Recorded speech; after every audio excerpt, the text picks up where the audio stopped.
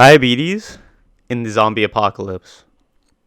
Wouldn't that be shit? This is the working concept for my new graphic novel. The idea hit me when I was brainstorming for things I wanted to put out into the universe. People often play this game where you would explain your disaster plan for a hypothetical zombie apocalypse. Most people would agree that raiding some supermarket was the best course of action. I would go to the store and use the food and weapons to barricade myself in the store. Another common answer was, I'd start a zombie apocalypse survival gang and then we'd kill everybody. Wouldn't that be great? After everyone would agree on these practices or these plans, they would get to me and they would proceed to tell me that I'd be dead. Oh! You see, I've been a type 1 diabetic since I was 4. And because of that, I definitely couldn't live in a hypothetical zombie apocalypse. People would assess my odds and inform me that I wouldn't live much farther than a day or 7 days. They would inform me that my insulin pump would break or I would run out of insulin and then I would promptly die. The end. That got me thinking, what would happen if I beat those odds? What happens if I lived longer than 1 to 7 days and survived in the apocalypse? How would I survive? What would I do? How difficult would navigating those terms be? Before I knew it, I had a great idea for a graphic novel. Having an overall concept, I needed a story. A diabetic living in the zombie apocalypse doesn't make an interesting story on its own.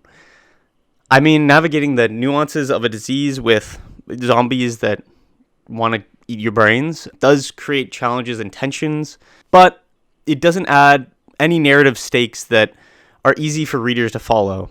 I decided that I need to pull from my personal life experience to craft something that only a person living in these shoes would be able to do.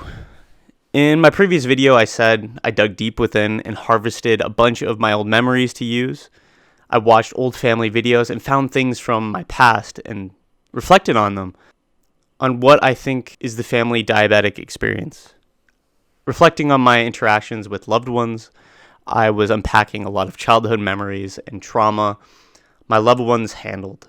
I've decided my story concerns not just a diabetic experience, but the experience of those living outside of diabetes as well. I'll study the readjustment relationships go through when affected by disease, that being diabetic or rising from the dead. My last video was called A Project That Only I Could Make. In it, I spoke about how I felt this project script and some of the memories it utilizes are semi-exclusive to me. With that being said, I hope to make videos throughout this project's life that give more of a personal context to the comic pages I'm creating. Even though the memories are mine, I hope to include you in as much of it as I can. Some of those memories I feel are unique to me may just be unique to the average diabetic family. Who knows? So being a diabetic in the zombie apocalypse, I imagine that would suck balls. There's so many things that could go wrong in so many terrible ways. Dodging brain-hungry zombies while making carb calculations on an insulin pump that has a depleting insulin supply and a dying battery. Not to mention trying to stay out of zombie sights without knowing if that thing could freak out like it normally does when its battery is low or insulin is running thin. One of its signature beeps could be the end of your life. Scavenging for fresh batteries and insulin could make for some dicey trips you may not want to make. If you get into a fight and your insulin pump breaks, now you're looking for usable needles. High and low blood sugars could cause immediate necessity for sugar or carbs, and you may not have them. If you don't treat these symptoms, you could die from diabetes before the zombies even get to you. I'm sure it wouldn't be a fun experience. Living another day would be a recurring miracle in this world because you're defying the odds that are heavily stacked against you. The friends I played the hypothetical zombie survival game with aren't wrong to say that I'd probably die. Writing a story about a person that survives with diabetes shines a light on an interesting small slice of the zombie apocalypse narrative that I don't think anyone's covered yet. If it was me, I would find insulin ASAP. I would refrigerate it as soon as possible, so I would probably need to find a refrigerator somewhere that's working still. My second priority would be hoarding lots of food and sugary things. If I knew the zombie apocalypse was coming ahead of time, I would stock up on all the stuff before it was too late. The high density of people in cities could cause them to get overwhelmed by zombies faster, so I would probably try my best to travel out to the country. Maybe their medical and food supplies would dwindle slower than in a city. I would try to collect a group of people that I trust. I think having people you already built a pre-apocalypse relationship with is probably the best route for just not getting killed. Then again, my friends also told me that I would be the first to die in a zombie apocalypse, so I might have to put a pin in that plan. My next concern would be weapons. I live in Canada, and I personally don't know where to find any guns, so I would probably find the best thing that I have lying around, which would probably be like a baseball bat or an axe. Those are things I know where they are, but I'm not sure these blunt weapons are the best for fending off zombies. They seem epic and deadly, but when a zombie's attacking you, maybe that's not the best choice. So I'd appreciate some suggestions for my hypothetical zombie defense weapons. I'm sure some of my viewers would be way more well equipped for an apocalypse situation, but maybe they don't have diabetes, okay? What would you do in a hypothetical zombie apocalypse? How would that plan change if you had diabetes? Let me know in the comments down below. Here's a shower thought I just wanted to include. My pancreas is already dead.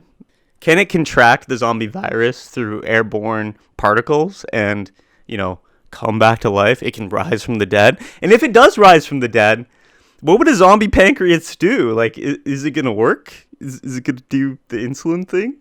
Could that be an amazing problem to have? I don't know. You tell me. There's a lot of diabetic content aiming to build awareness, but not anything like this. I think people are very cautious about addressing the difficulties in regard to diabetes. They will often talk in a medical way or a blog kind of way, but nobody covers it in an interesting narrative way. I think a lot of creators are focused on healthy living with perfect blood sugars and covering new medical technology news. I want to create content for diabetes that doesn't follow these trends. I want to inform people about diabetes by creating an interesting personal project that happens to have diabetes in it.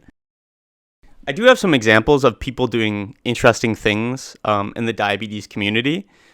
The first person I'd like to shout out is Gina Polina. Hi, Gina. I hope you're doing well. She illustrates beautiful stories about her personal experience with diabetes, and she's so great. Another is Mary Como. She makes shorts focused on her continuous glucose monitor, and each time she changes it, she makes this really over-the-top exciting experience for you to watch with her just changing a standard thing, and it's awesome. 1, 2, 1, 2, 3, boom.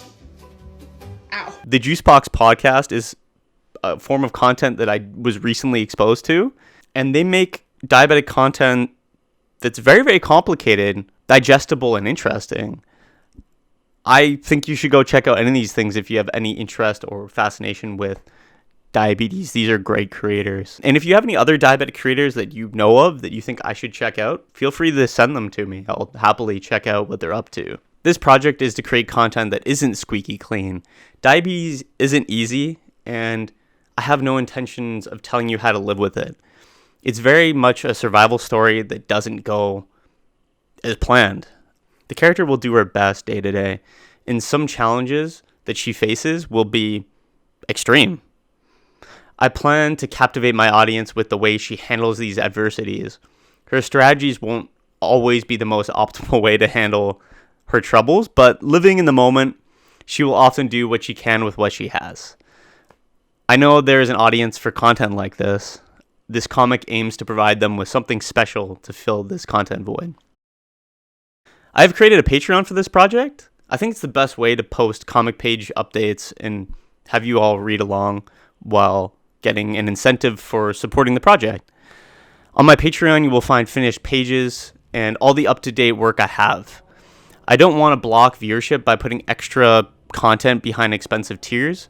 So for the lowest subscription, you can still view all the comic work. I think providing a range of payment tiers allows people to support this project in whatever way they'd like to.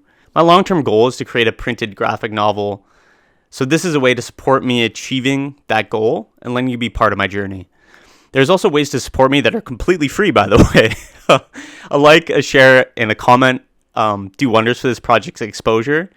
I hope you're excited about this project and you're ready to see how things play out. I am. I'm very excited about this project. We're a long way from the finish line, though. Graphic novels are usually like 100 pages, and I only have 2 at the moment. Shit.